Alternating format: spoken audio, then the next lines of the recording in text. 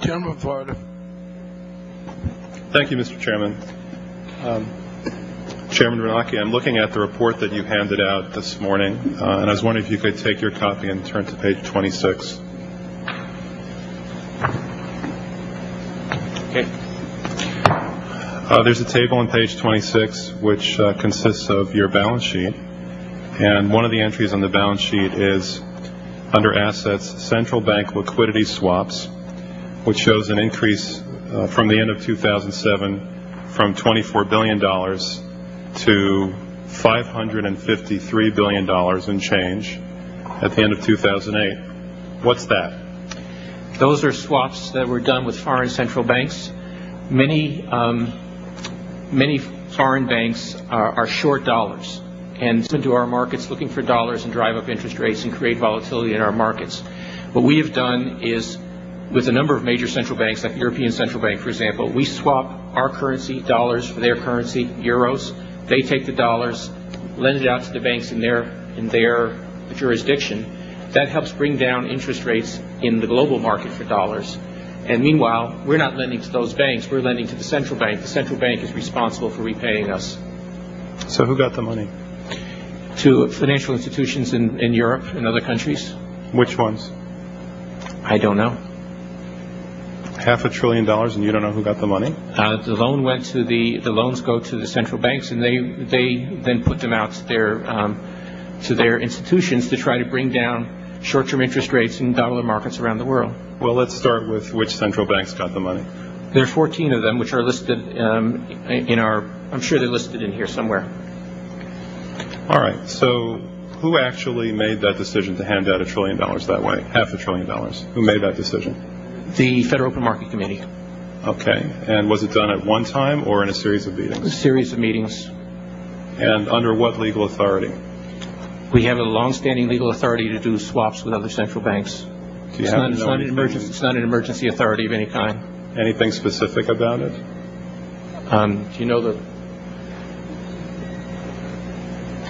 my counsel says Section 14 of the Federal Reserve Act. All right, we actually looked at one of the arrangements, and one of the arrangements is $9 billion for New Zealand. That works out to $3,000 for every single person who lives in New Zealand. Seriously, wouldn't it be better to extend that kind of credit to Americans rather than New Zealanders? It's not costing Americans anything. We're getting interest back, and it comes back. It's not at the cost of any American credit. We are extending credit to Americans. Well, wouldn't it necessarily affect the credit markets if you extend $500 billion in credit to anybody? We are lending to all U.S. Financial institutions in exactly the same way. Well, look at the next page. The very next page has the U.S. dollar nominal exchange rate, which shows a 20% increase in the U.S. dollar nominal exchange rate at exactly the same time that you were handing out $500 billion to foreigners. Do you think that's a coincidence? Yes.